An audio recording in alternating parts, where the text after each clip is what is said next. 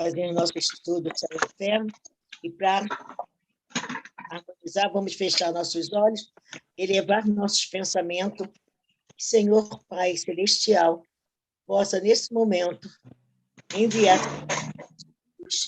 para esse estudo, para que todos nós possamos compreender e entender tudo aquilo que vamos estudar para os nossos Pai Jesus, amado Mestre, esteja conosco, nos abençoando, abençoando toda a humanidade. Todos possam, Senhor, sentir a sua presença, a sua vibração neste momento. Senhor, abençoe aqueles que aqui não puderem estar conosco nesse momento, aqueles que estão passando por dificuldades, aqueles que ainda não entenderam o sacrifício de seu filho aqui, que veio nos ensinar e exemplificar. Mestre Jesus, nosso querido amado, irmão, mestre, médico, esteja conosco nessa tarde, Senhor, abençoando o nosso estudo e a quem vai dirigir. Fique conosco, Senhor, hoje, agora e sempre. Graças a Deus.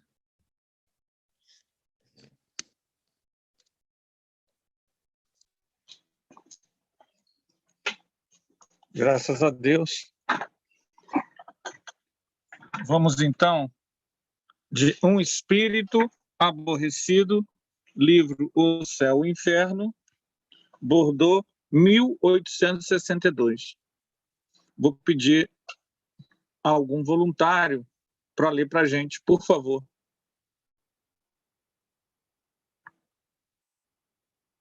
Quem se habilita?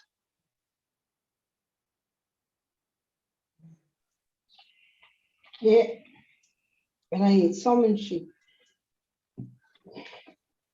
Esse espírito se apresenta espontaneamente ao médium e implora preces. O que vos induzis a pedir prece? Resposta: estou cansado de vaguear sem objetivo. Há muito tempo que estás nessa situação? Há 180 anos, mais ou menos. Que fizeste na Terra? Nada de bom. Qual é a vossa posição entre os espíritos? Estou entre os entediados.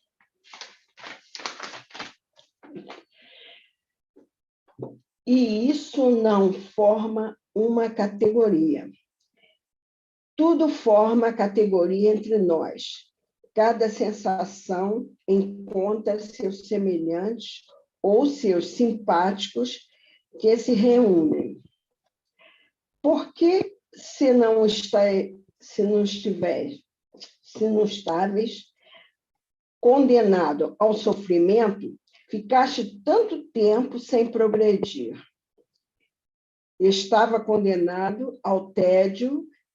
É um sofrimento entre nós. Tudo o que não é alegria é dor. Então foste forçado a permanecer vagueando contra a vossa vontade? São causas muito sutis para a vossa inteligência material.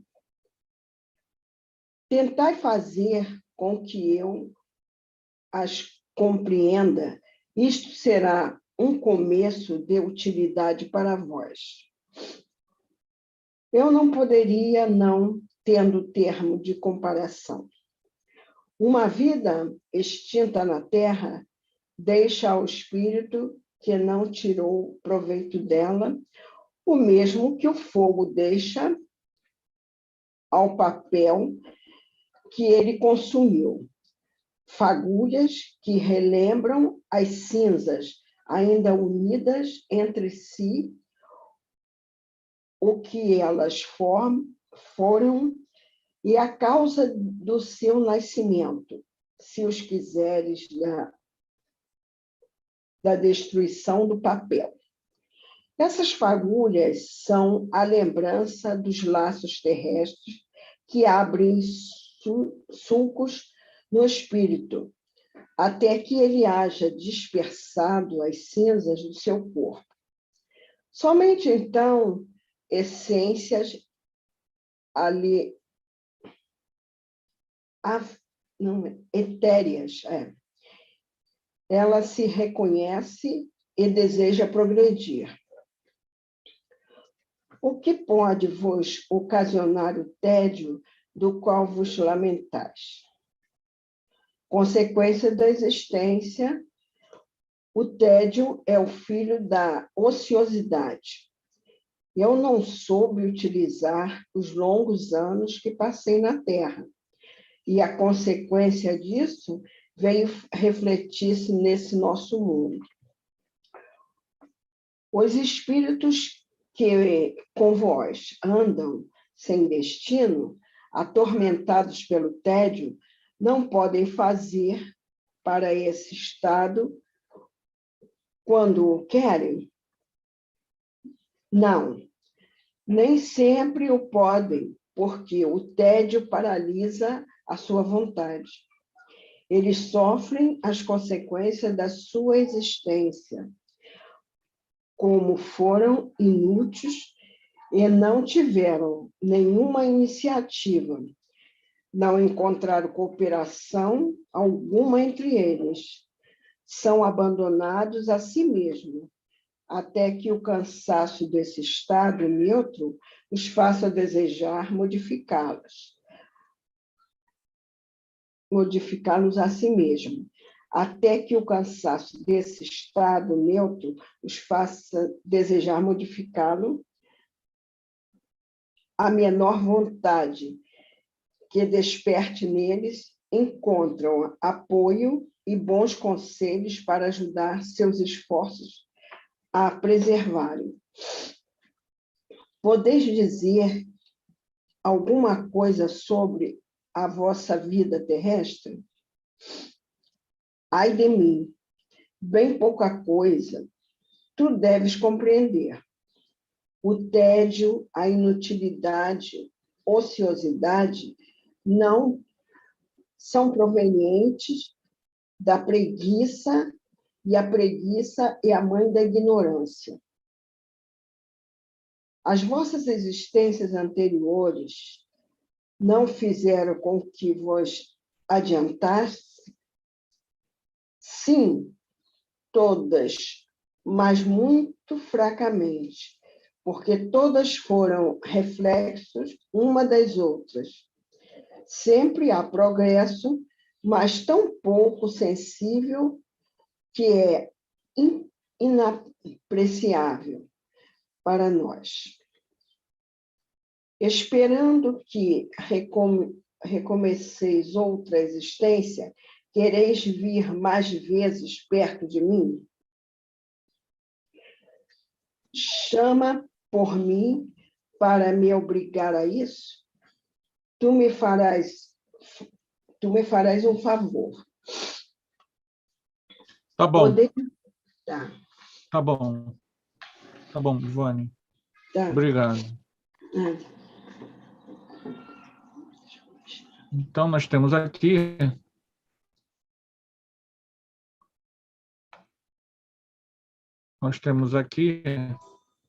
um espírito aborrecido que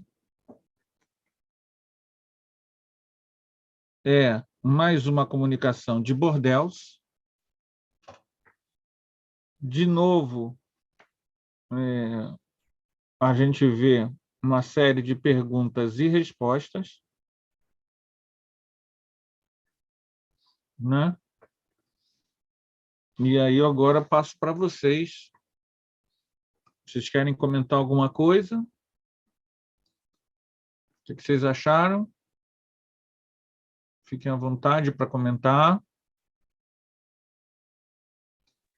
Ele mesmo na erraticidade, ele continuou preguiçoso, né? Um pouco progresso que ele teve, né?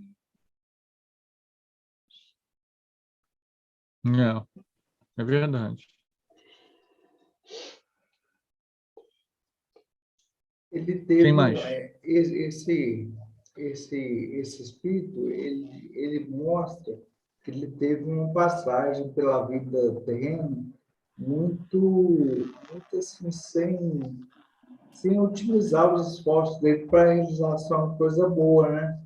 Ele não fez nada de bom, então ele é aquela questão da lei da ação e ação. Ele não fez nada de bom, ele não está colhendo nenhuma coisa boa. Ele continua entediado, continua triste e aborrecido, no caso. Isso aí. Mais alguém? Minha atenção aqui, ele está há 180 anos, se nada ele fez na Terra, ele está há 180 anos, nem arrependimento bateu nele. Então, a gente vê como a pessoa fica estagnada, não só na erraticidade também. Praticamente, a gente pode dizer que é um espírito que está paralisado no tempo. Ele não se adiantou, procurou, sabe, não está procurando se adiantar e nem se esforça para poder caminhar. Exatamente. Exatamente. Quem mais?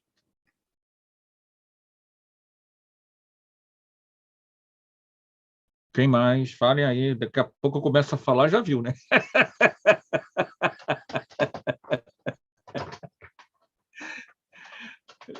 Edson, vamos lá, Edson. Contribui aí.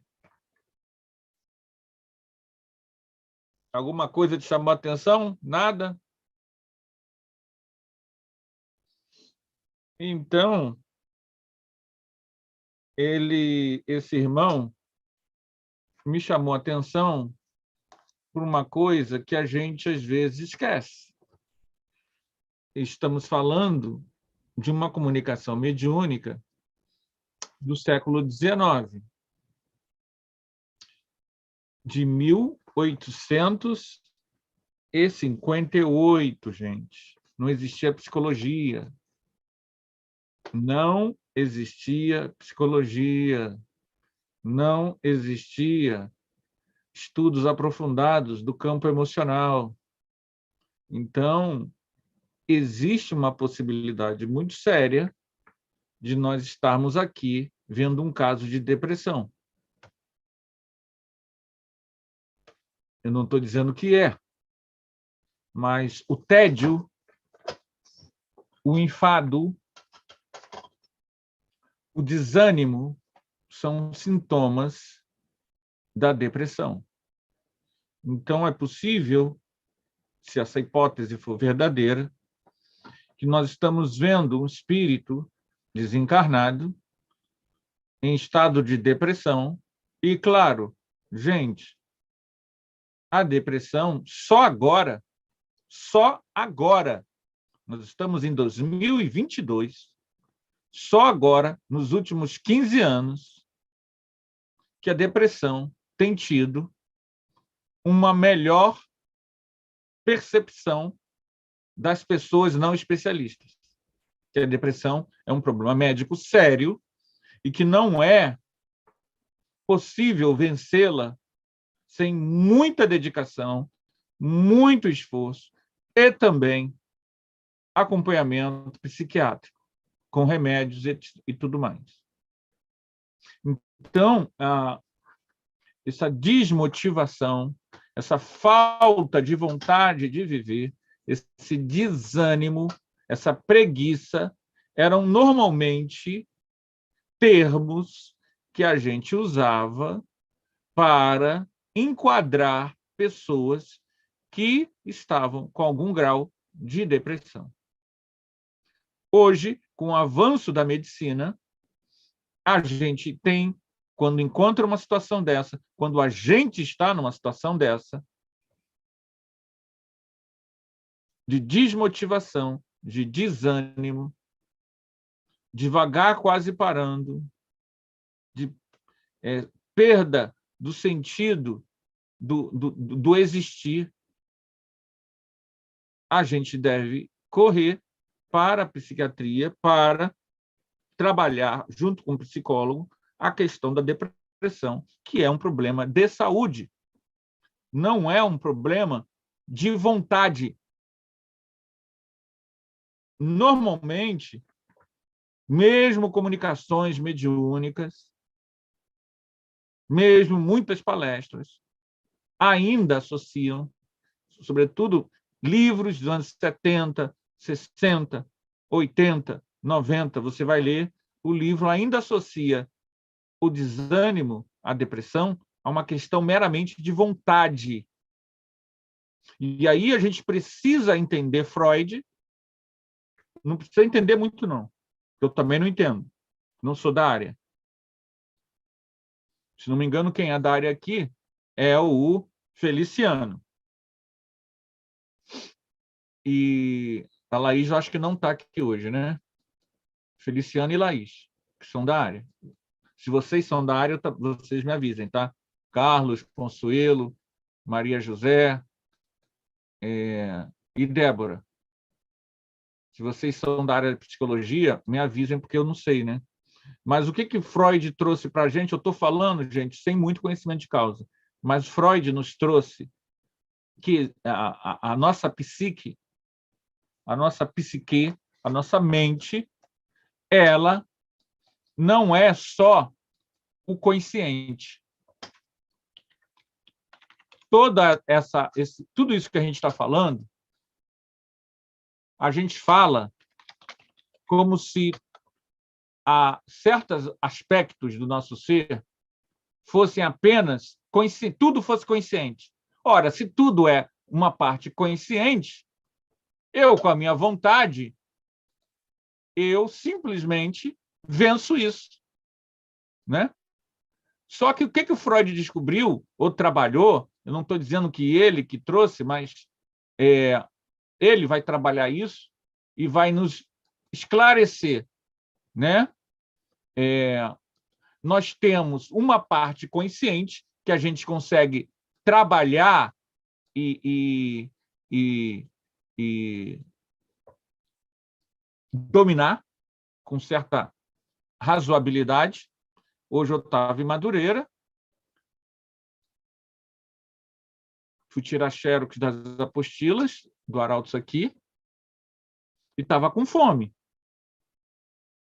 E aí vi uma loja lá de chocolate, que eu adoro, chocolate com coco, e eu falei, não, já está na hora de almoçar. Eu vou me segurar e vou almoçar em casa.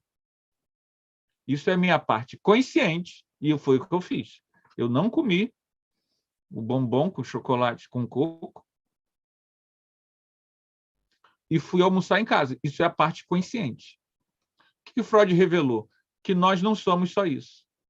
Que nós temos toda uma parte inconsciente que é maior. Ele criou, eu vou botar aqui para vocês, Freud, o iceberg freudiano, que é um gráfico que ele fez com o iceberg, com a figura do iceberg, para tentar mostrar para a gente, né? Tentar mostrar para a gente a nossa psique.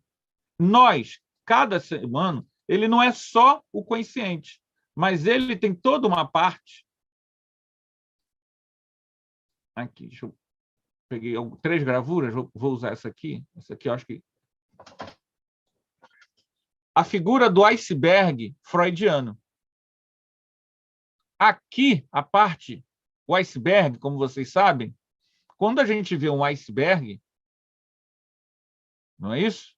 A maior parte dele está onde, gente? Está dentro da água. Por baixo, tudo embaixo. Exatamente. Então, Freud usou a figura do iceberg para mostrar isso para a gente. A parte em que eu determino, vou pegar o guarda-chuva. Não, vou à Madureira, não tem problema eu me molhar. Esta parte, eu estou aqui agora, eu estou lendo isso aqui, eu estou ouvindo, eu estou consciente. E aqui eu estou com as habilidades, o conhecimento consciente. Mas a maior parte do ser humano, do que nós somos, está no inconsciente, não é percebido. São os nossos valores, é a nossa educação. Tem outro iceberg aqui que eu peguei, outra figura de iceberg. Tudo isso para a gente ter uma ideia. Está aí. Aqui, a parte consciente. Percepções, o que a gente está vendo, sentindo agora, com os 5 sentidos. Eu estou sentindo meus dedos mexendo. Eu estou sentindo uma coceira na minha nuca. Eu estou sentindo uma coceira no meu ombro. É a minha parte consciente. Tem uma parte que é mais próxima, que são as lembranças, né? O que o orador falou ontem na palestra? Ela não está aqui no consciente, mas ela está próxima. Eu posso usá-la rapidamente, né? Memória, e aí você vai mergulhando. Você vai mergulhando aqui, medos, pulsões, desejos, traumas, toda essa parte nossa que está oculta. Aqui uma outra. Medos, motivações violentas, desejos sexuais inaceitáveis, raivas, desejos irracionais, experiências de humilhação, necessidade de socorro. Tudo isso, gente, está aqui no inconsciente. Mas ele não está quieto. Memórias, por exemplo, traumas quando a pessoa era criança, né? Vivências traumáticas, xingamentos, bullying, humilhação, amor não correspondido, tudo isso gera forças psíquicas que dão saltos para o consciente e modelam o nosso comportamento. E a gente não sabe, porque está inconsciente, não está consciente, não é percebido.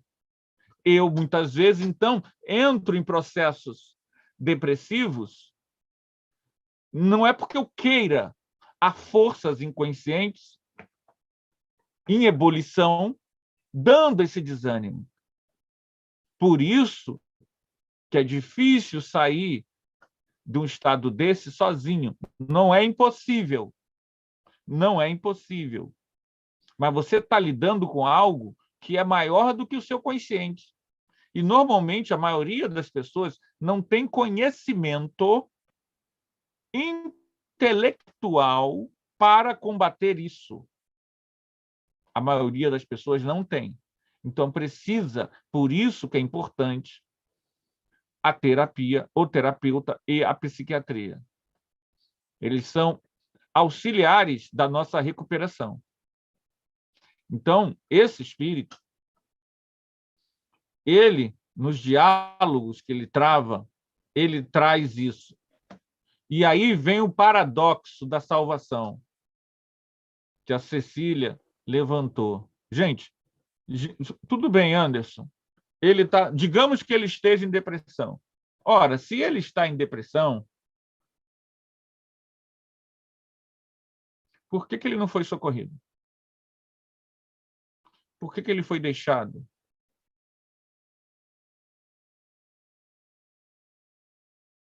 Aí é que está o paradoxo, que às vezes a gente, para explicar, pode estar esquecendo algo, pode estar deixando escapar algo. Vamos na mensagem.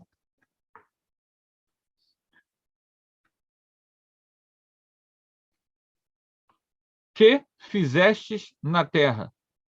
Nada de bom. São detalhes, gente. Eu não estou dizendo o porquê, eu estou dando detalhes. Quando eu faço algo de bom, eu crio laços. Quando eu crio laços, esses laços me socorrem. Quando o meu egoísmo, quando o meu egoísmo é muito acentuado, há uma maior fragilidade emocional e, por isso, eu sou mais vulnerável ao estado de depressão. Entenderam? Fora da caridade não há salvação. O que é preciso, perguntaram a Jesus, para que o homem seja feliz e encontre o reino de Deus? Havia um homem caído, vai lá, ajudou, carregou. O que Jesus está dizendo com a parábola do bom samaritano? O amor liberta. Em algum momento, esse espírito, seja nessa última encarnação, seja na outra, ele abriu mão do amor, da solidariedade, ser útil. Porque ser útil não é só dar o pão a quem não tem. Ser útil é qualquer atividade, toda profissão, toda, sabe, você trabalhar com qualquer coisa para a sociedade, para alguém, para a família. Sustentar sua família é ser útil. Cuidar dos seus filhos é ser útil. Ser útil não é só se a pessoa entra num processo de individualismo, de egoísmo acentuado, ela fica mais frágil, não quer dizer que vá ficar, mas ela é mais propensa à depressão. Então, o processo de depressão não isenta o indivíduo da responsabilidade da consequência. Porque para nós espíritas, a gente tem que entender isso, não há consequência sem causa. Então, se a pessoa chegou a um estado patológico,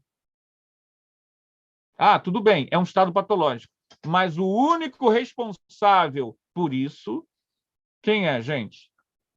Eu sei que é duro falar isso. Fora do meio espírita, talvez as pessoas não entendam. Mas o único responsável para chegar a esse estado, quem é? Abrem aí o microfone, gente, que eu não estou ouvindo ninguém. Somos nós mesmos, né? Exatamente. Exatamente. Eu não sei como, não sei de que jeito, mas eu sei que o fato dele estar assim, e a gente conhecendo a lei de causa e efeito, que é perfeita, é uma matemática divina, precisa. Nós vivemos dias matemáticos em que, a cada minuto que passa, eu estou colocando nessa grande conta a soma dos atos que trará efeitos. O mestre espiritual age de uma forma matemática perfeita. Sempre a soma para ele vai dar luz. Luz. Nós não. Nós estamos sempre somando, diminuindo, somando, diminuindo. Tem um dia que a gente soma mais 10, depois diminui mais 6, menos 7, mais 5, menos 3, mais 2. Mas nessa matemática toda, nessa confusão que a gente vai fazendo com a vida, o resultado é sempre nosso. Então, não adianta eu aqui querer rotular moralmente o que ele deixou de fazer. O fato é que ele está assim. E, ao estar assim, a gente sabe, a gente pode não saber as causas, porque a gente não quer que seja juiz. Mas o fato é o seguinte, ele está assim, por mais que hajam causas físicas que levaram ele a ficar assim, que a gente sabe que acontece, é a situação econômica, é a falta de cultura, é a falta de educação, é os pais sem amor, é a violência, é a agressão, mas ele se colocou nessa situação devido a essa questão da matemática divina. Ele se colocou nessa situação. E quanto mais rápido ele entender isso, mais rápido ele vai querer sair da situação. É o autoconhecimento. O autoconhecimento. Oi, pode falar. Não sei porque não está aparecendo aí a minha imagem. Quando a pessoa, de repente, chega num estágio da vida dele, né, de amadurecimento, ele fica completamente inerte numa cama ou numa cadeira de rodas, sem poder falar alguma coisa, fazer alguma coisa para ajudar as pessoas. Como é que fica isso, então? Não é o meu caso, tá? Não. Estou dando exemplo. Estou dando exemplo aqui. Você fez uma pergunta profunda, né, Rui? Eu estou pensando. A minha imagem está aparecendo. Eu estou pensando, tá? Porque perguntas profundas, a gente... veja bem, todas as situações em que eu ou qualquer pessoa estivermos... agora se apareceu. Que a pessoa estiver sem condições de... é um chamado para um mergulho interior. Entende? Se possível for. Se possível for, é uma chamada para reflexão. Olha só, num desses aqui, deixa eu ver, aqui. Esse aqui, olha só, ele põe aqui, ó, autoconhecimento. Quanto mais autoconhecimento, mais esse iceberg, a ponta consciente aumenta. Então, muitas vezes, certas enfermidades que nos tiram do ritmo, né?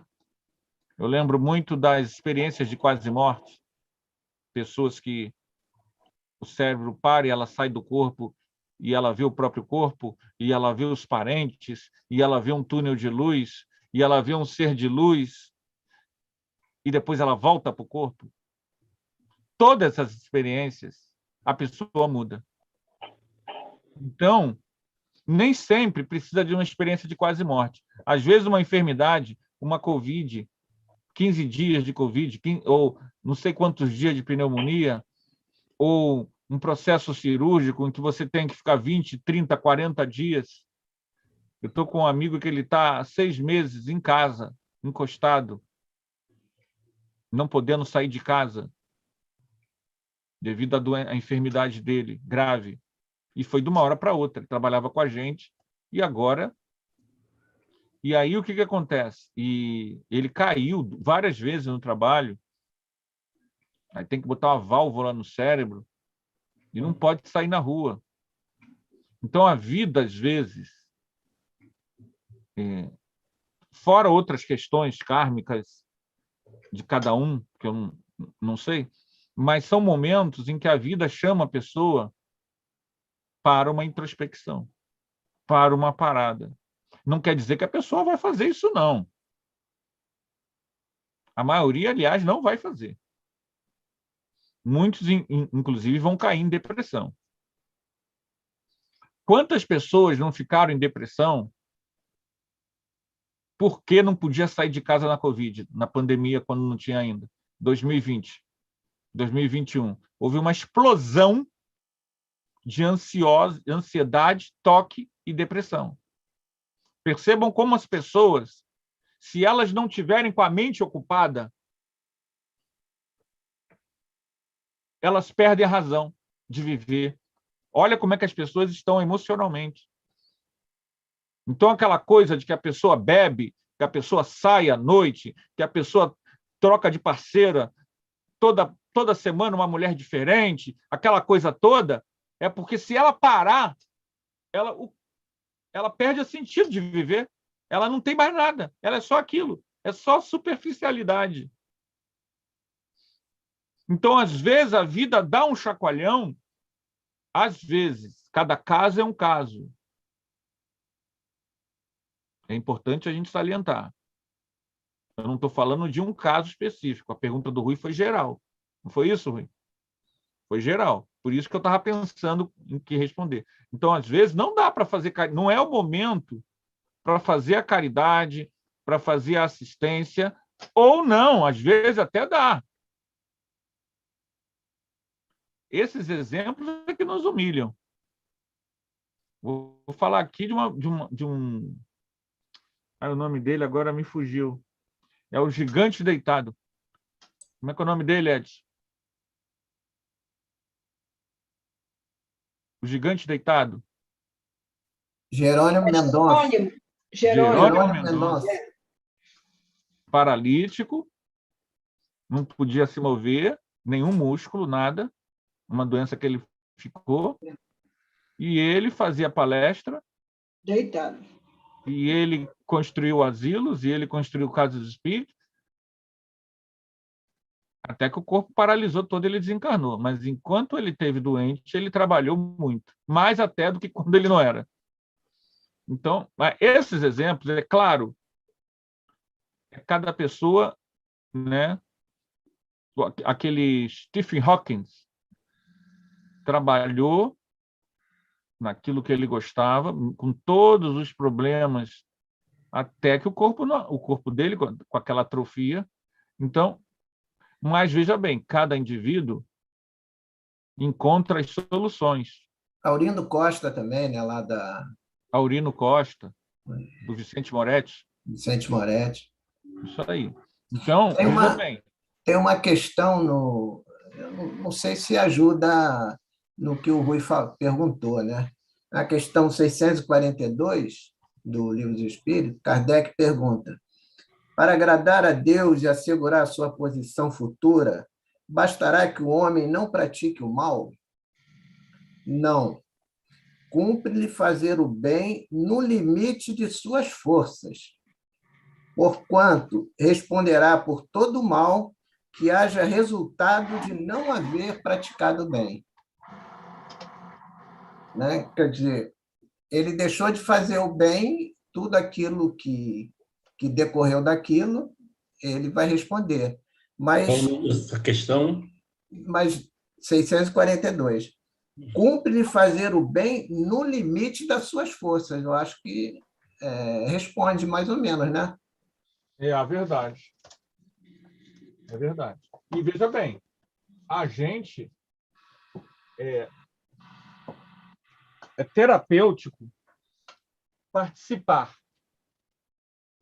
E participar significa todas as coisas que nos trazem comunhão, que nos trazem motivação. Não quer dizer que você tenha que seguir um modelo de uma religião.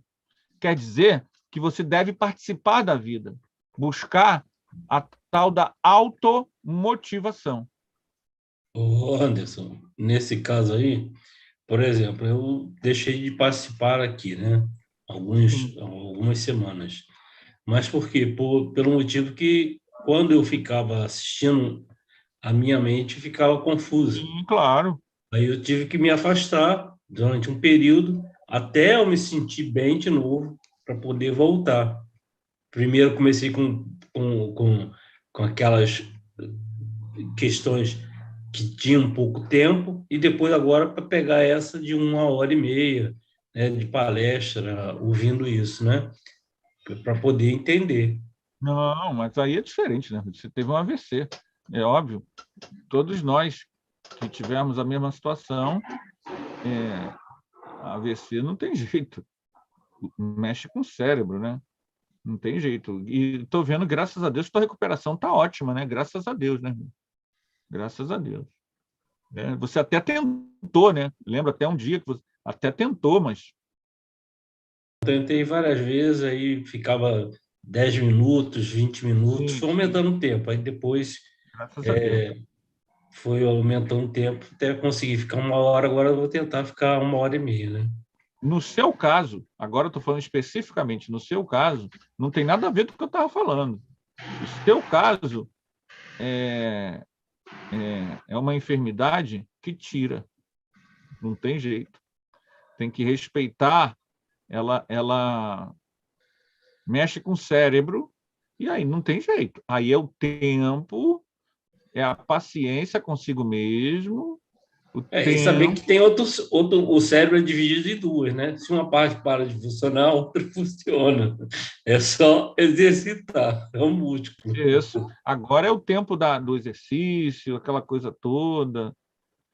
Mas o nosso amigo aqui, não é o caso dele, eu acho que pode parecer estranho ele ficar 180 anos vagando, mas olha só, é comum, tá?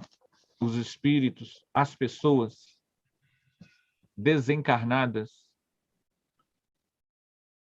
não há prazo para ficar perdido, entre aspas, no local não bom, ou andando aqui pela Terra sem conhecimento. É comum isso. É comum também que muitos desses espíritos se juntem, criem comunidades, bibocas, astrais. É comum. Em que os afins, em algum momento ele fala isso, em que os afins se juntam. E aí você chega num lugar desse, você tem um desdobramento, e vai para um lugar desse, um local muito estranho, parece coisa pós-apocalíptica, uma mistura de pós-apocalíptica e favela, umas favelas daquelas antigas, né?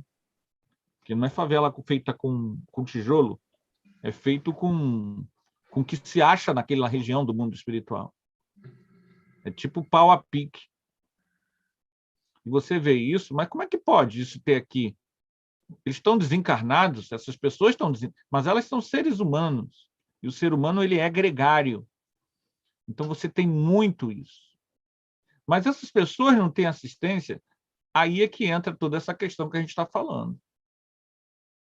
Essas pessoas não querem mudar a sua forma de pensar. A gente, quando olha para esses relatos, até que você veja, você não entende. Mas por que essas pessoas estão ali? Gente, a mesma coisa, um espírito superior pode falar de mim. Por que você ainda é assim? Por que você já não venceu isso? Por que você ainda tem isso? Por que você ainda se comporta assim? É a mesma coisa. Por que eu ainda tenho imperfeição? Por que nós ainda somos imperfeitos? Por que a gente ainda tem tanto problema emocional? Se a gente já tem todo esse conhecimento. Ora, a mesma coisa, o mesmo raciocínio serve para essa multidão de desencarnados. Eles são seres humanos como nós. Eles não vão mudar só porque morreram. Eles não vão virar anjo e falar, Jesus, não vão. Se eles não falavam quando estava encarnado, não é porque desencarnou que ele vai mudar. E aí é que vem a chave. O amparo não deixa de existir. Essas pessoas, como esse irmão aqui, eles nunca ficaram desamparados. O problema é que há um nível de pré-requisito mínimo para que essa pessoa seja socorrida. E esse pré-requisito é a espiritualidade superior, seguindo as leis de Deus, que está na consciência de cada um, que define. O que a gente sabe é que se você estiver fora do corpo em desdobramento, com mentores espirituais, e você vê uma pessoa com o corpo todo enterrado numa espécie de lama, e se você tentar ajudar, o mentor vai te dizer, não faça, não é a hora ainda. Essa pessoa ainda não está preparada. Eles sabem exatamente quando a pessoa começa a estar preparada. E mesmo assim, mesmo esses, nem sempre é garantia de que eles não vão voltar para lá.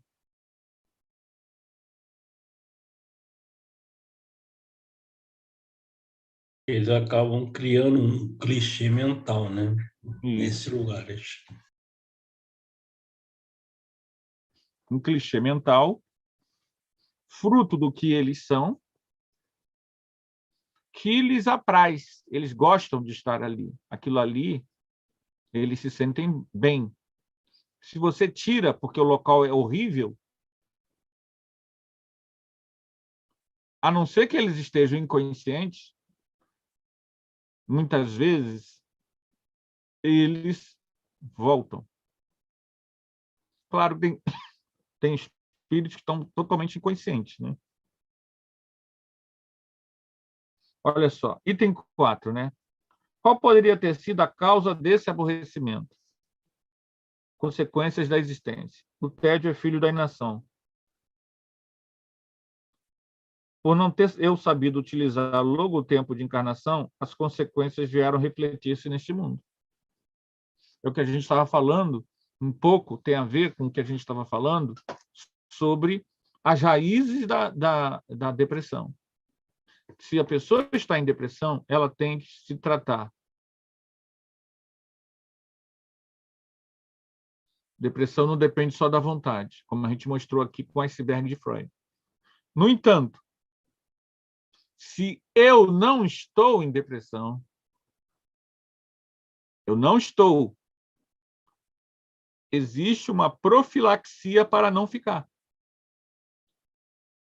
E essa profilaxia para não ficar é ser útil.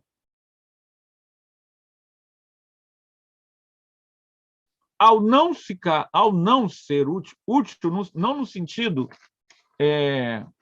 capitalista, útil no sentido íntimo, de autorrealização. Não estamos falando de dinheiro, estamos falando de valores, de sentimentos, de você se sentir pleno. Jesus veio trazer um caminho de plenitude, de bem-aventurança. Os hindus chamam de Ananda, é um estado de bem-aventurança. É a antítese da depressão. E o estado de bem-aventurança é algo que a gente quer.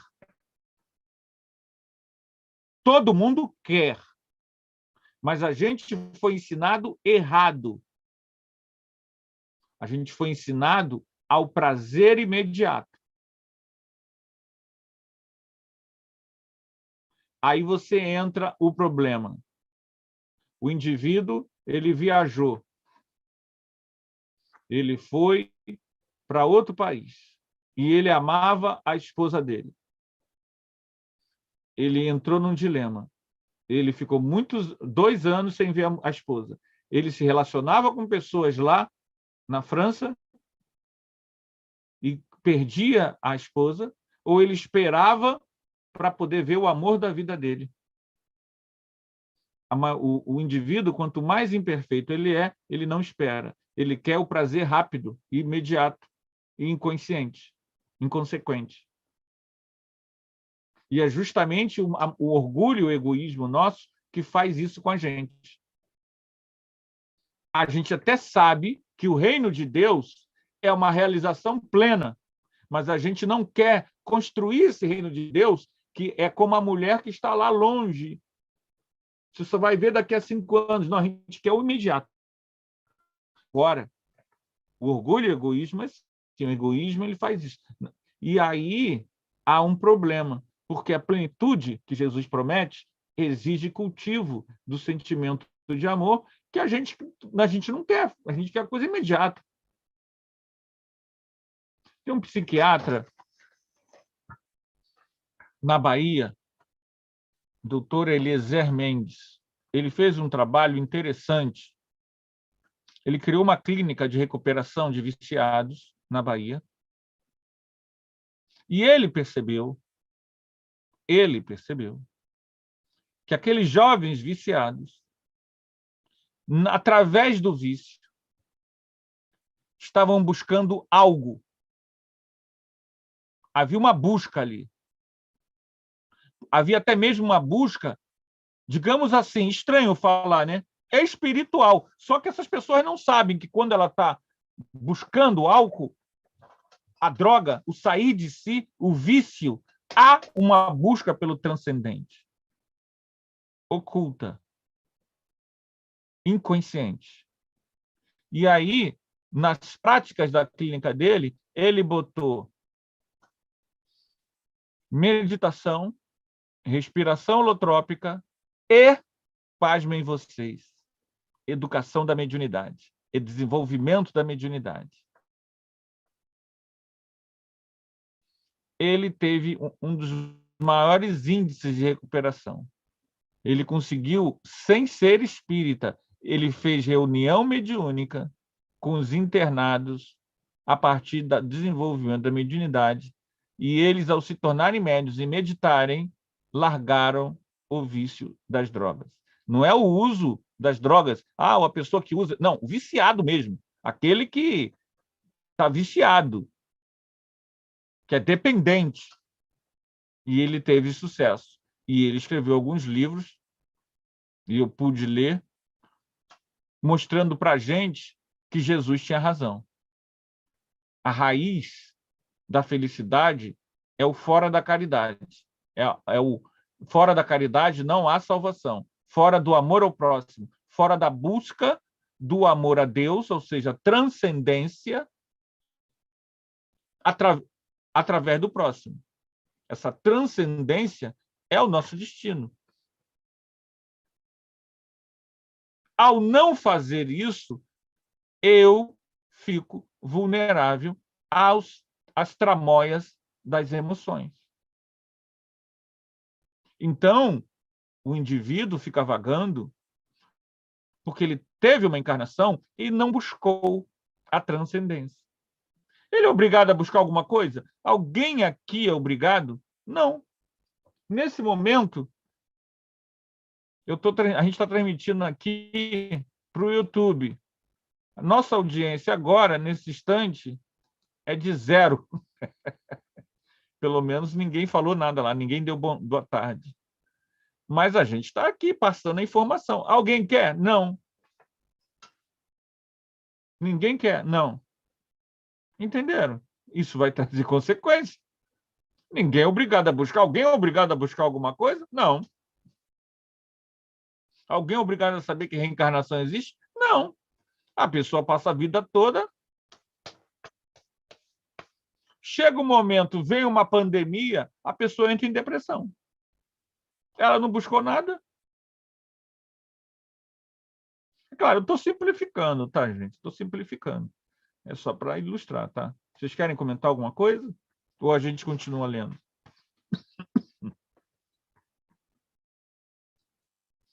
Quer aproveitar, Débora, que você está aqui agora com a gente no falar alguma coisa? Débora está aqui com a gente hoje diretamente no Zoom aqui com a gente.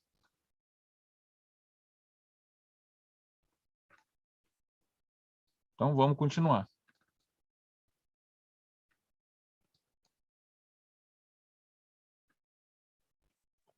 Ô, Anderson, deixa eu falar. Se falando aí da depressão, né, da dificuldade das pessoas, às vezes não é só querer, né? As pessoas não encontram condições, por mais que a gente ofereça, né? Quantas pessoas a gente convida para estar aqui, né? Para estudar, a gente compartilha, é interessante, mas as pessoas não querem. Isso aí é recusar, né, a sair da zona do conforto, como você diz, né? As pessoas às vezes não querem isso ainda, né? Mas vai chegar um dia que a gente é obrigado, né, a fazer qualquer coisa por nós mesmos, senão a tendência é sofrer cada vez mais, né? Se a gente não buscar o conhecimento. Exatamente. e o autoconhecimento, aí é que a gente, né? Aí a gente sai daquela de, como é que é? Entra como vítima, né? Vítima da sociedade, que eu tenho um tem sorte, o outro não tem, né? Esse negócio de questão de sorte é igual para todo mundo, né? Agora cabe a cada um de nós fazer aquele pequeno esforço, né? E sair. E piora a situação, né? Dessa zona de conforto. Para mim, eu acho muito ouvir esse estudo pelo YouTube, né? Porque aqui o legal desse estudo, que não falava, ainda mais esse livro que já foi lá do século passado, né? Mas que traz para os nossos dias de hoje, né? Então, quer dizer, a gente tem muito aproveitamento no estudo desse. Pegar ali antes, eu vou te falar, eu estou aqui meio perdida na leitura, mas eu estou aqui, junto com do raciocínio. Olha, um dia que... Porque eu nunca posso estar assim, presente ao vivo, né? Mas aí eu estou sempre ali no YouTube, estou vendo à noite, qualquer hora. O dia que falou de outros temas também, para dizer, meu Deus, um tema tão importante, eu não estava lá para perguntar, para saber, né? Aí, quer dizer, a gente tem que fazer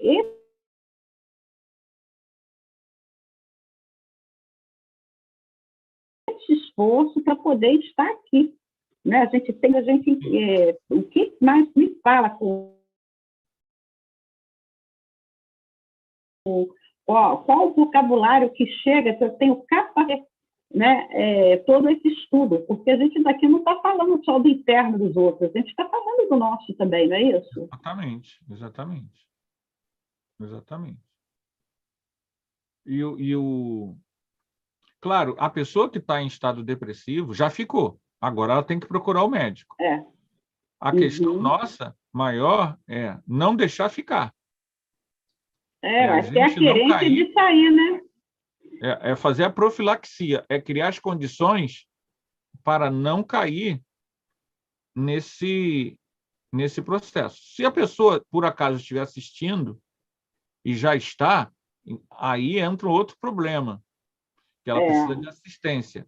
E, infelizmente, pelo sistema público, se você for procurar psicólogo, psiquiatria, é um problema, né? É um problema muito sério. A pessoa que é dependente do sistema público é um problema sério. Há alternativas, mas a pessoa tem que buscar muito. E não é qualquer cidade que você vai ter trabalho voluntário nessa área, porque é uma área cara. Então, o ideal é a gente não cair nisso, se possível for, é claro, porque não tem como. A coisa do estado emocional não é algo que a gente possa cuspir para o alto. Certas circunstâncias podem levar a isso sem que a gente perceba. Ok. Aí existe todo um problema que a gente também tem que entender, que é a falta de recursos da sociedade, de fornecer, por exemplo, numa das escolas que eu dou aula, o diretor ele ficou tão assustado com os casos de depressão e tentativa de suicídio que ele conseguiu levar uma psicóloga que está lá como voluntária. Ela está lá como voluntária para ajudar aos alunos que quiserem ir lá conversar com ela. Se o aluno quiser conversar com ela, ela está lá uma vez na semana, ela dá o horário dela com um trabalho voluntário para esses alunos.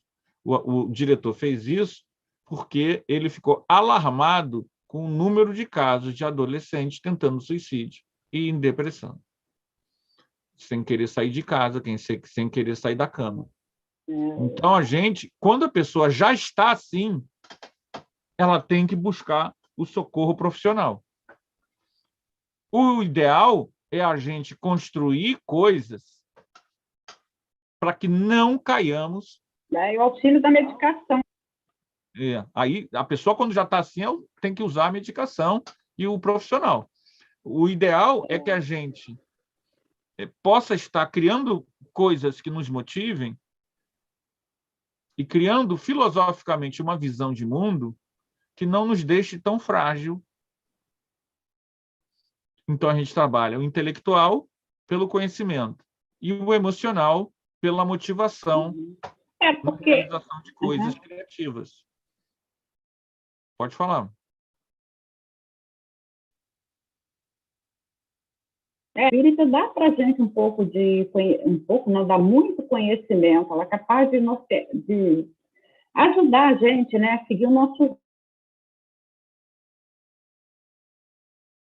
Está falhando. Mas, como você diz aí, basta uma pandemia, como vai acabar? Então, a gente tem que se mover, né? É verdade. Agora, tem outros casos aí que...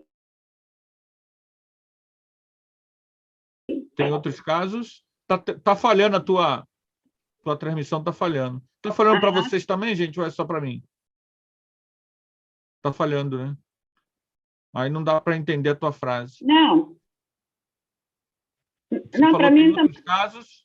A gente sabe, né? A gente sabe que tem outras situações aí que levam a pessoa a ter uma depressão violenta, principalmente, né? Claro. É só Deus mesmo para ajudar a gente, né? Não cair num quadro depressivo muito grande. Porque é duro, né? Você, de repente, tem sua vida estruturada e, de repente, as coisas desabam. Né? Então, a gente tem que ter um jogo de cintura, uma fé muito grande em Deus e muita agilidade, né? Muita proteção mesmo. A gente tem que ter motivações espirituais. O conhecimento espírita, claro, tem outros conhecimentos religiosos, espirituais, mas o conhecimento espírita, que a gente conhece, ele pode dotar a pessoa de uma estrutura que o ajude nesse momento, a travessia. Né? Então, você não é invulnerável aos problemas emocionais, mas o conhecimento espírita nos ajuda a atravessar esse processo sem que a gente caia em dramas maiores. Né? Então, você saber que você é imortal, você já viveu muitas vidas, que nada é por acaso, que todas as coisas são passageiras, que as circunstâncias da vida são testes de evolução, etc., etc., etc. Isso ajuda a pessoa a ter mais estrutura, mesmo quando ela está num estado emocional complicado, porque não quer dizer que a gente seja invulnerável a isso. Não é isso, gente? Anderson. Ui. Eu, por exemplo, quando fiquei isso assim... ajuda, né? A gente tem uma base, mas não nos livra totalmente, né? Eu, por exemplo, quando fiquei nesse estado na cadeira de rodas, e que agora fiquei livre, incrível que pareça, após o AVC, fiquei livre dela, né? Incrível que pareça. A gente começa a entrar num estado desse, porque você tinha uma vida ativa, de repente tu fica preso numa cama e numa cadeira de rodas. Você fica depressivo. Mas o que mais me ajudou foi quando eu comecei esses estudos, logo a seguir, e foi dando uma alavancada, porque eu não deixei a coisa me envolver de uma forma que desse vários nós. Né? Deu o primeiro nó, eu vi que não estava bem, aí eu procurei, através do espiritismo, sair dessa situação, porque eu mesmo já tinha um conhecimento, né? Que isso poderia acontecer e aconteceu. Mas, graças ao espiritismo, essas tardes que eu venho tendo com outros grupos de estudo, me ajudou bastante. Isso aí. Isso é muito importante. Isso mostra para a gente a importância dos estudos virtuais, né? Todo dia, alguém está fazendo estudos online, estudos virtuais, e isso tem um valor imenso. E nós, trabalhadores de casa espírita, não tínhamos isso, né? E agora a gente tem, e você falar isso é muito bom, né? Para a gente, todo mundo que faz esse trabalho, e as casas espíritas se animarem mais e mais fazerem isso, né? Pequenos estudos, né? A gente não é nenhuma sumidade, ninguém é em conhecimento, não é um desses bambambãs aí da doutrina, mas a gente faz um pouco, e um pouquinho aqui, um pouquinho ali, vai ajudando, a gente vai se ajudando e ajudando os outros também, né? Vamos lá, gente, vamos ler mais um pouco. Item 9. Podeis dizer-nos por que tão frequentemente varia a vossa caligrafia? Por que interrogais muito? O que, aliás, me fatiga. Cansa, né? Fatiga, cansa. Quando tenho necessidade de auxílio. Gente, aqui tem uma questão muito interessante. Hoje em dia, a gente não fica mais interrogando o espírito que chega. Nessa época, os grupos mediúnicos, esse grupo mediúnico não é o de Kardec, é de Bordels. Então, nessa época, o grupo mediúnico fazia muito isso. Por quê? Porque eles estão no início da doutrina. Então, era importante conhecer e entender a fauna espiritual. Então, eles fizeram muitas questões. Mas, hoje em dia, quando o espírito é enfermo, nós não devemos buscar informações como essas. A gente não tem que ficar perguntando detalhes, quanto tempo ele está desencarnado, nada que seja ligado à curiosidade vazia. Porque a gente não precisa mais aprender essa questão dos espíritos, porque a literatura, Kardec já nos trouxe muita coisa. Essa obra do Céu e Inferno é um repositório de comunicações dos variados tipos. O próximo livro que a gente quer estudar quando acabar o Céu e Inferno, ou melhor, os próximos livros, porque é uma coleção de livros, a gente está querendo, assim que acabar essa obra, e aí eu vou falar com vocês, se vocês topam, da gente ir para a Revista Espírita, que eu nunca estudei. Revista Espírita em grupo.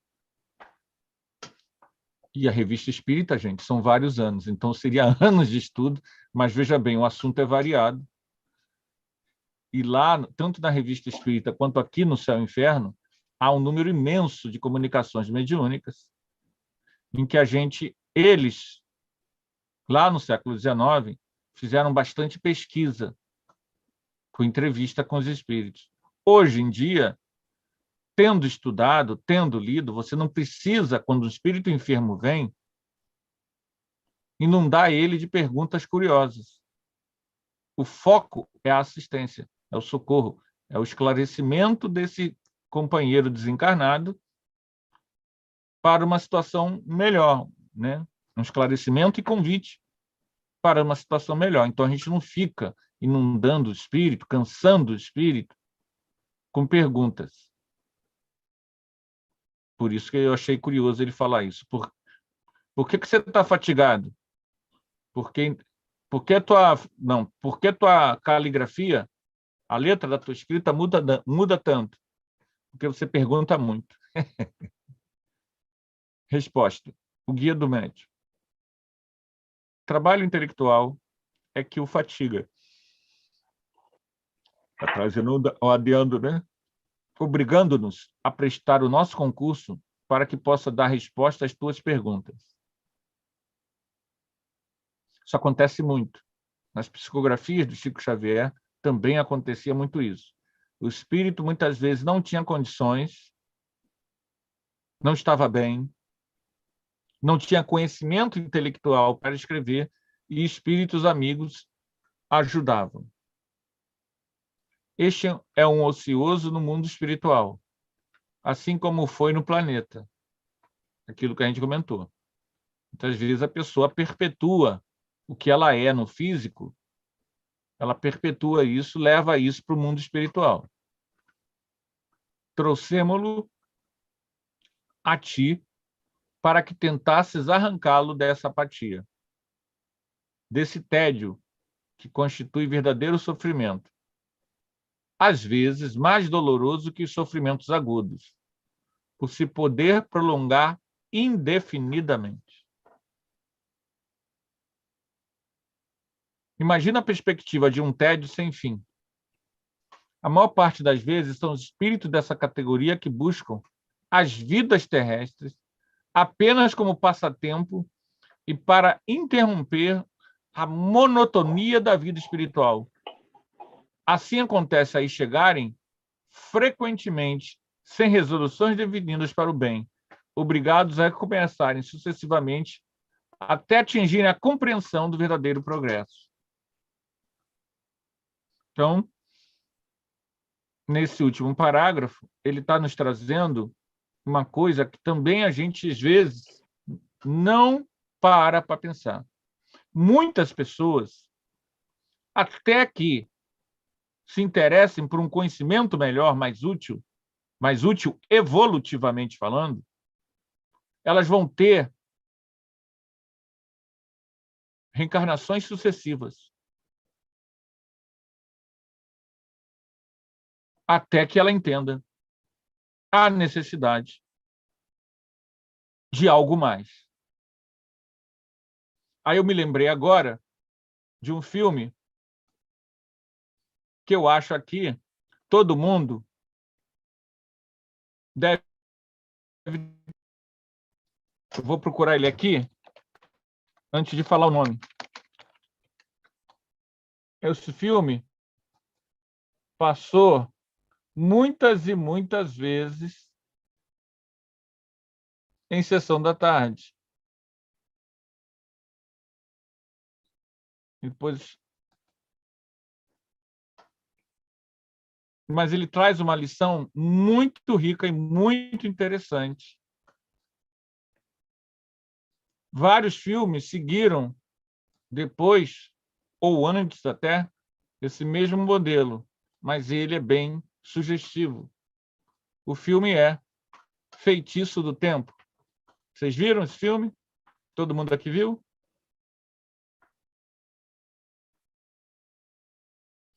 Esse filme cansou de passar na TV, né?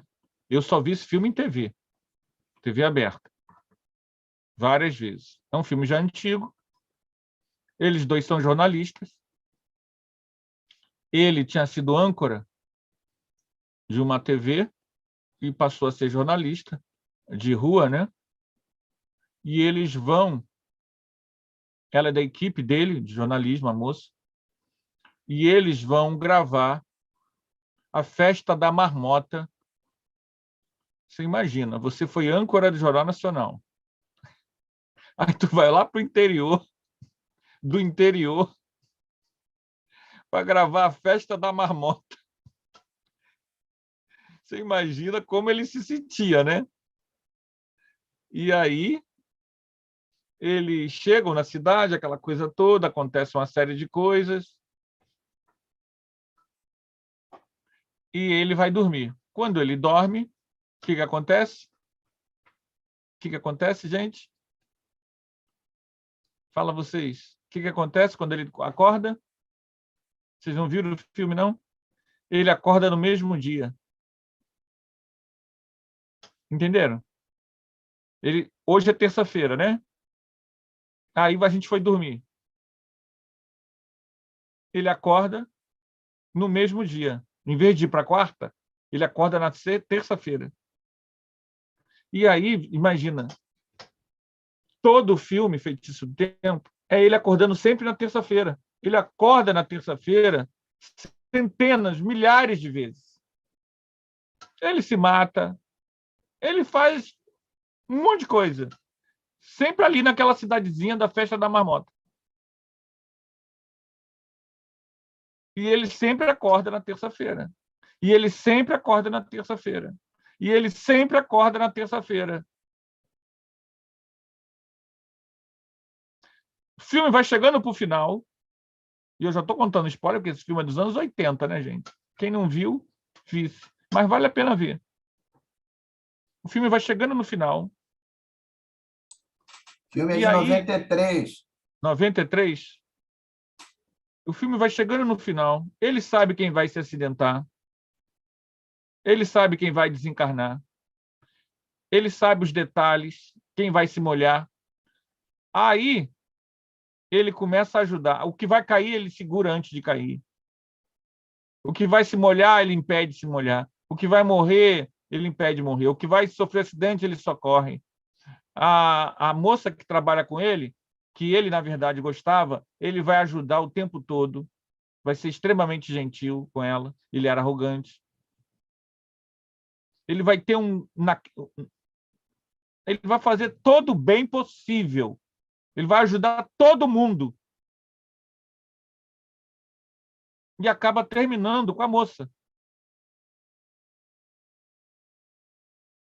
Aí, nesse dia, ele acorda na quarta-feira. Então, esse filme... Ah, mas por que isso tem a ver com o que a gente viu aqui agora? Esse filme mostra para a gente essa técnica divina. Ó.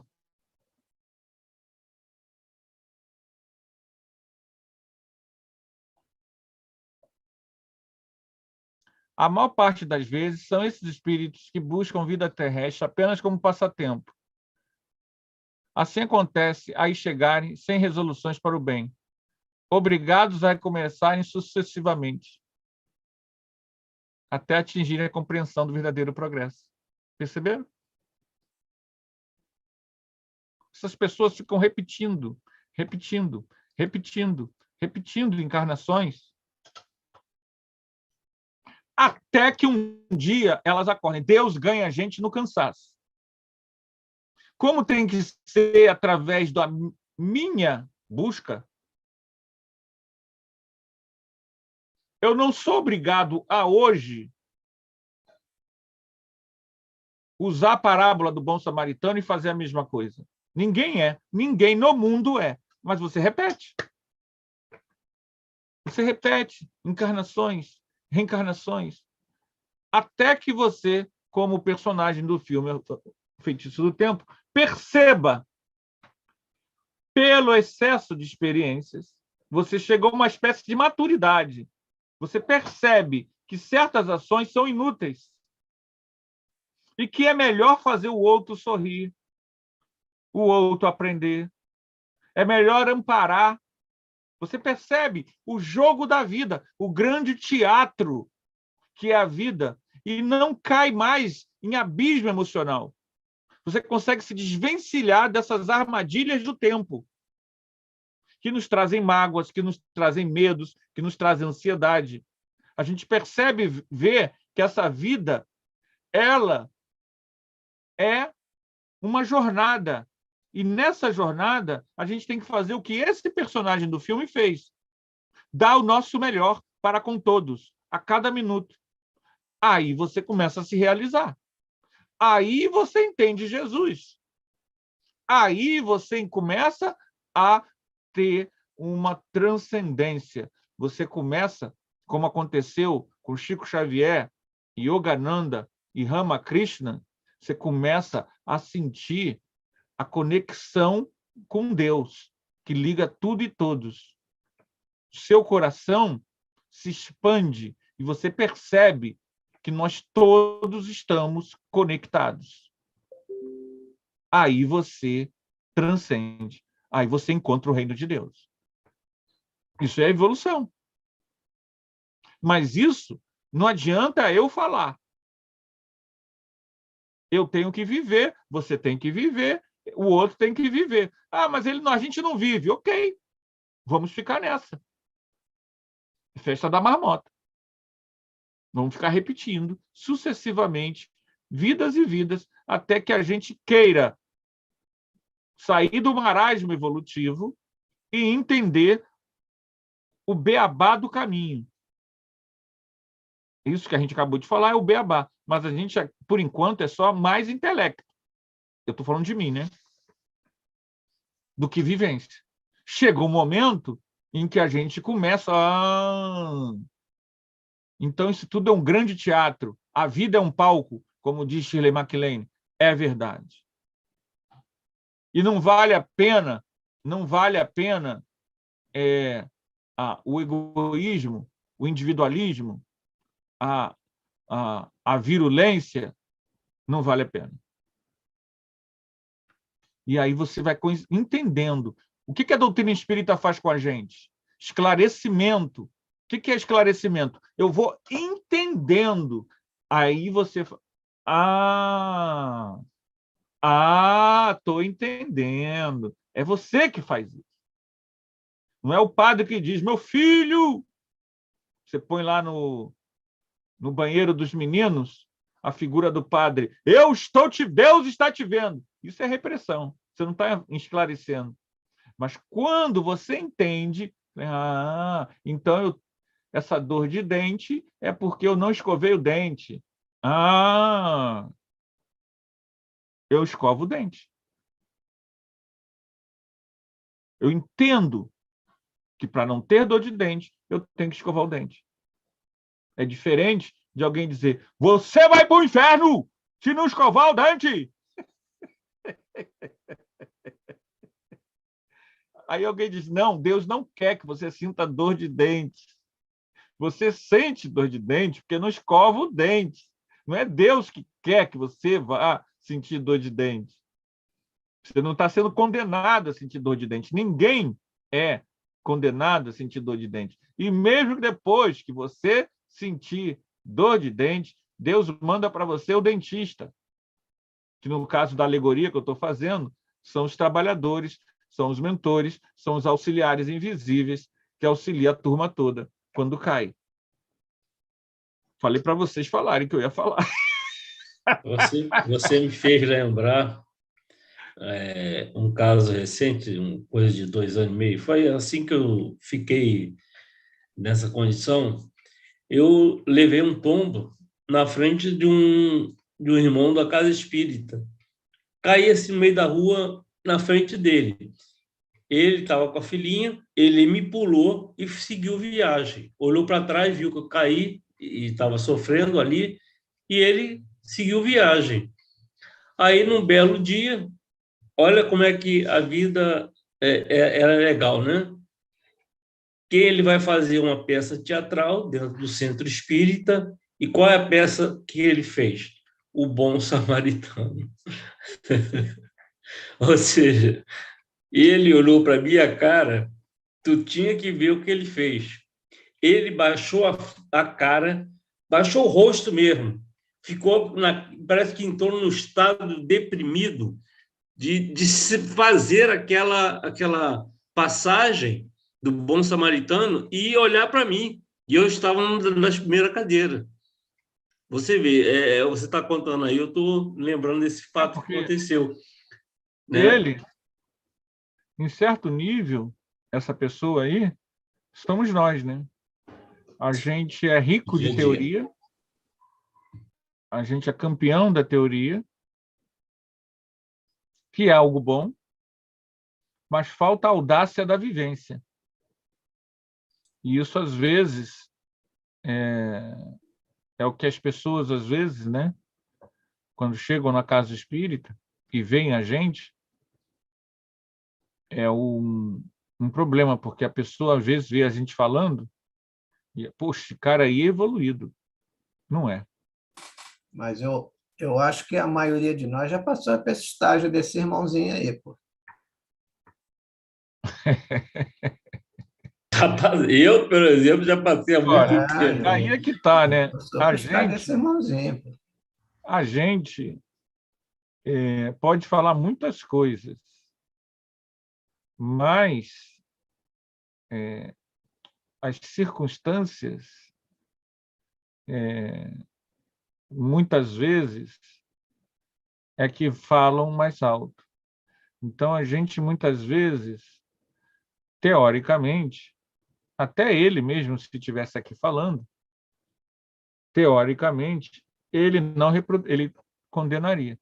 Mas, muitas vezes, as circunstâncias levam a pessoa a não ter... Porque o problema não é eu tenho ou não tenho. O problema é que essa sensibilidade ela é natural. Quando a situação surge, você tem ou não tem. Eu posso ser campeão de blá, blá, blá espírita, chegar aqui e ter 1000 blá, blá, blás espíritas, mas eu desenvolvi essa empatia pelo outro. Então, o problema é esse, né? E as circunstâncias de empatia mudam. Pode ser que nessa situação, se acontecesse, eu talvez não caísse, mas em outras circunstâncias, talvez me falte empatia. Mas essa dele foi muito braba, né? Brava. Você Se conhece, se você vê um irmão caindo lá na outra calçada, pode ser até que a gente não faça nada, mas, pô, um irmão de doutrina, né? De loja, de casa, né? Da mesma casa. Ele passou com a filhinha de 5 anos dele e ele pulou por cima de mim. Aí eu fiquei olhando assim e pensei que ele teria atitude, ao menos, de ajudar, né? E olha que eu conversava muito com esse cara. Daí para cá eu esfriei, né? Esfriei, lógico. O teu papel é o do perdão. Não, com certeza. Isso aí eu já perdoei. Ele teve uma chance, é com ele. Ele teve uma chance não só dele, mas de dar o exemplo para a filha, né? A filha é incrível. O dele é com ele. Porque o inferno íntimo é dele. Né? Pelo menos ele não riu, né, Rui? Ele não riu, né? Ele não fez como meus alunos. Quando eu caí na sala de aula e os alunos entraram na gargalhada. Eu me estabaquei e os alunos entraram na gargalhada. Mas, gente... A única coisa que me chamou atenção é ele pular. Ele ter me pulado. Ele não fez nada. E aí é que está o problema da gente trabalhar na casa espírita, gente. Aproveitando essa deixa. Por quê? Nossos companheiros que estão à esquerda e à direita da gente, eles vão pular a gente. E a gente tem que entender que, às vezes, você pode até ser mais novo do que ele na casa espírita, não ter o conhecimento que ele tem, não ser orador, não ser médium, não ser dirigente, mas ele é enfermo. E isso que muitas vezes choca a gente. Às vezes a pessoa entra na casa espírita e tem uma grande decepção de ver como a pessoa ainda é imperfeita. É isso aí mesmo. E justamente porque eu estou vendo a imperfeição dele, é que eu tenho que ser, naquele momento, o mentor dele. Orando, assistindo, amparando. É o meu momento mentor. Todos nós temos isso. O companheiro da casa espírita, muitas vezes, ele é, naquele momento, o assistido, o enfermo de alma. Que a gente pensa que o assistido é aquela pessoa que chega na casa espírita pela primeira vez, que vai tomar passe. Não, o assistido é, acima de tudo, quem está mais próximo de mim. Parábola do bom samaritano. Quem é o próximo? Aquele que estava lá. Então, muitas vezes, esse companheiro que é frequentador de reunião conosco, de estudo, que é dirigente, que é médium, esse é o próximo que eu tenho que dar a minha assistência. E, às vezes, a gente fica preso à hierarquia. Não, mas ele é o presidente, ele é o médium, ele é o orador. Gente, não existe hierarquia na doutrina espírita. Essas hierarquias aí são...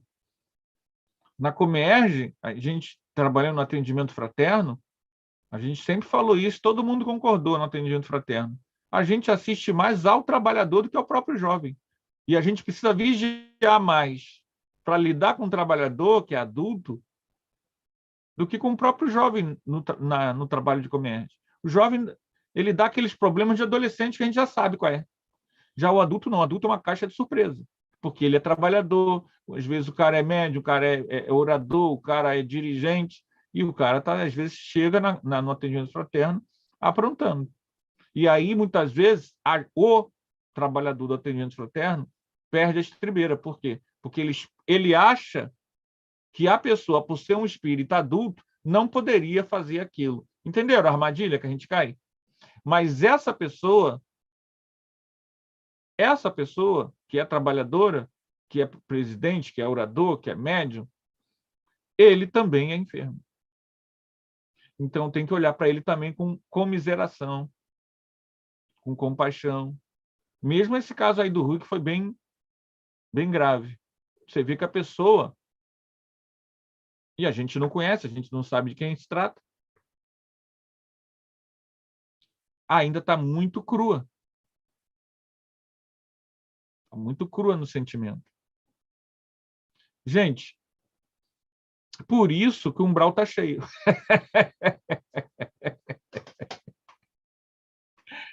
Ficamos por aqui. Foi um prazer estar com vocês. Tá?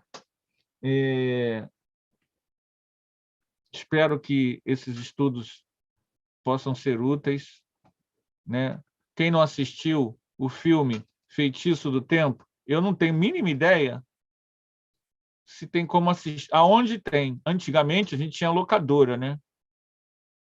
Era só ir lá na locadora e pegar. Hoje em dia, eu não sei se tem algum streaming. Eu desconheço. Tá? Mas agora, não sei se vocês sabem disso, fazendo propaganda, até porque a gente está usando gratuitamente, o YouTube, ele aluga filme. Vocês sabiam disso? Deixa eu abrir aqui para ver vocês. Vocês sabiam disso? Que o YouTube aluga filme? É. O YouTube é uma espécie de locadora virtual. Você tem como alugar o filme e até comprar o filme.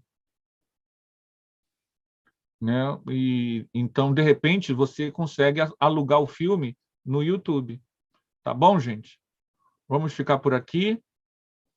Agradeço a presença de todos. Tem pessoas também. Ô, Marcelo, seja bem-vindo. Marcelo Bororó. Marcelo Bororó, gente boa. Marcelo trabalhou conosco, gente. Lá, trabalha conosco na Comerge. E o Marcelo, me permita aqui, Marcelo, falar. Marcelo, eu vi uma cena na Comerge. Marcelo está aqui com a gente estudando pelo Face. O Marcelo, foi feita uma cerimônia, pediu-se permissão, autorização, e a cerimônia de casamento do Marcelo foi na Comerge. E eu estava lá, assisti, eu vou dizer a vocês, eu me emocionei muito. E eu não sou assim, não, hein? Me enchi chorei mesmo, de emoção. Foi muito bonito. Foi um casamento assim maravilhoso. E ele está aqui nos assistindo hoje. Seja sempre bem-vindo, Marcelo. Toda terça-feira, 3h30, a gente está aqui.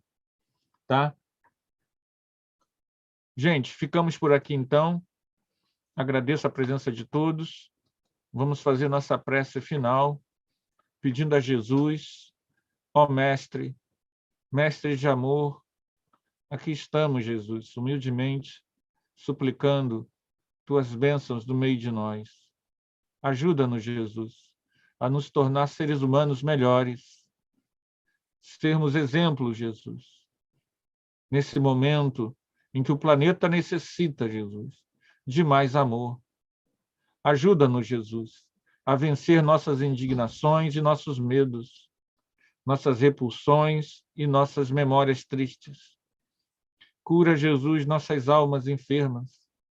Mergulha-nos, Jesus, no mar do teu infinito amor. Ó Mestre, nós te amamos e de todo o nosso coração suplicamos, Senhor. Vem, Jesus, preenche os vazios de nossas almas. Cura, Jesus, nossas memórias. Cura, Jesus, nosso coração. Cura, Jesus, nossos espíritos. Permita, Senhor, que nesta tarde suas bênçãos adentrem nossas casas, adentrem nossos íntimos, nos inundando com as fontes de vida de Deus. Ó Mestre Jesus, em nome do teu amor e da tua misericórdia, nós pedimos para encerrar nosso estudo da tarde de hoje. Que assim seja.